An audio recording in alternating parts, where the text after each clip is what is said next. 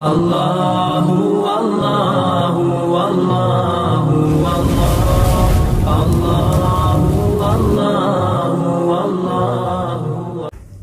السلام علیکم ورحمۃ اللہ وبرکاتہ۔ میں ہوں قاری مختار، آپ کے سامنے پھر سے ایک بار حاضر ہوں۔ آج ہمارا سبق ہے حروف مقطعات، نورانی قاعدہ تختی نمبر 21 آج ہمارا موضوع ہے، اور اس میں مد کی جو قسمیں ہیں وہ پچھلی مرتبہ آپ سے عرض کی گئی ہیں کہ کون کون سی قسمیں ان کے اندر پائی جاتی ہیں، یعنی مد لازم حرفی مثقل اور مد لازم حرفی مخفف۔ ایک اور مد انہی حروف مقطعات کے اندر پایا جاتا ہے جس کا نام ہے مد لین لازم، مد لین لازم۔ تو سب سے پہلے ہم نورانی قاعدہ تختی نمبر 21 کو پڑھتے ہیں، روانی میں پڑھوں گا، ان کو روانی ہی پڑھتے ہیں چونکہ یہ لیٹرز ہے تو ان کو لیٹرز کی طرح ہی پڑھا جاتا ہے۔ ان کو حروف مقطعات اسی لیے کہا جاتا ہے کیونکہ یہ الگ الگ ہوتے ہیں، الگ الگ کر کے ان کو پڑھا جاتا ہے، اسی لیے ان کو کہا جاتا ہے حروف مقطعات۔ اگر آپ اس پیج پر نظر اپنی مبارک نظر دوڑائیں گے تو ٹوٹل یہ جو ہیں یہ 14 ہیں جو قرآن کریم میں استعمال ہوئے ہیں اس طرح، لیکن اگر آپ ان کو توڑ کے پڑھیں گے تو لگ بھگ 30 ایسے حروف یہ جمع ہو جاتے ہیں جن کو حروف مقطعات کہا جاتا ہے۔ آپ نے قرآن مجید میں تلاوت کے دوران دیکھا ہوگا یہ سورتوں کی شروع میں اس طرح ہوتے ہیں، اور یہ ان کی تعداد ہے 14، اور یہاں اس پیج پر بھی آپ دیکھ لیجئے 14 لکھے ہوئے ہیں۔ ہاں یہ ہو سکتا ہے کہ جس الف لام میم یہ 2-3 بار ریپیٹ ہوا ہے قرآن پاک میں، سورہ آل عمران کی شروع میں ہے، سورہ بقرہ کی شروع میں ہے، ایسے حامیم ہے یہ بھی 2-3 صورتوں کے شروع میں، الف لام را ہے یہ بھی 1-2 صورتوں کی شروع میں ہے، تو اس طریقے سے تو یہ بہت سارے پھر جمع ہو جائیں گے، لیکن بیسیکلی ٹوٹل اتنے ہی ہیں یہ 14 جو آپ دیکھ رہے ہیں اسکرین کے اوپر۔ تو سب سے پہلے چلیے ہم ان کو پڑھتے ہیں۔ بسم اللہ الرحمن الرحیم۔ الف لام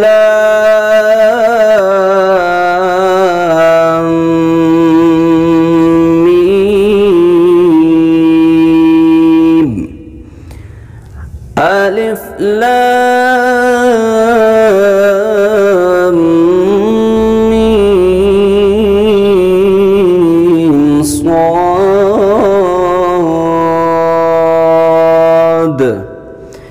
الف لام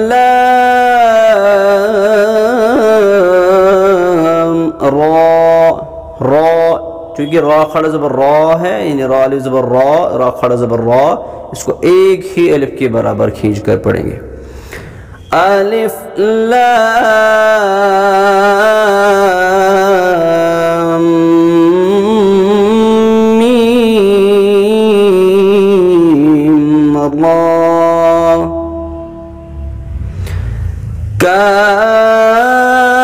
کاف ہا یا عین صاد،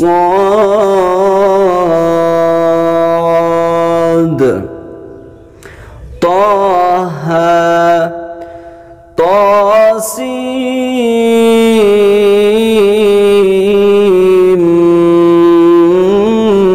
میم۔ اگر آپ نے غور کیا ہوگا تو میں نے پڑھا توسیم، سین نہیں بولنا ہے چونکہ یہاں پر میم کے اوپر تشدید ہے، تو جو نون ہے اس کے اندر چھپا ہوا سین کا نون، اس نون کو ہم مکس کریں گے میم کے ساتھ، تو پڑھیں گے توسیم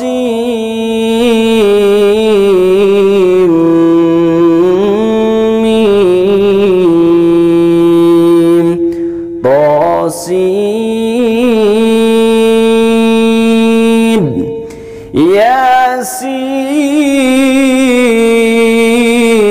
یاسین،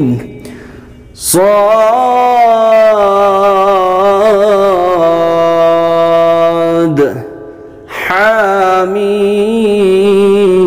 حامیم، عین سین قاف،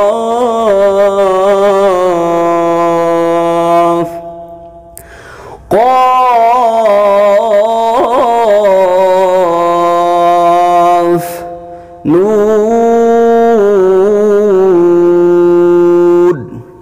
تو یہ ہے ان کے پڑھنے کا طریقہ۔ اگر آپ نے پچھلا ویڈیو دیکھا ہوگا تو آپ اچھے سے پہچان سکتے ہیں کہ کہاں پر مد لازم حرف مثقل ہے اور کہاں پہ ہوگا مد لازم حرف مخفف۔ اب دیکھ لیجئے یہاں پر دو مثالوں کی طرف آپ کی توجہ چاہتا ہوں۔ جہاں پر آپ دیکھ رہے ہیں ایروز میں نے ڈالے ہوئے ہیں، یہ جو ایروز بلنک کر رہے ہیں یہ دو عین ہیں۔ اب دیکھیں عین جب آپ پڑھتے ہیں تو عین یا زبر آئی، یعنی عین عین، عین یا زبر آئی، پھر نون ساکن عین، دونوں جگہ یہ ہے۔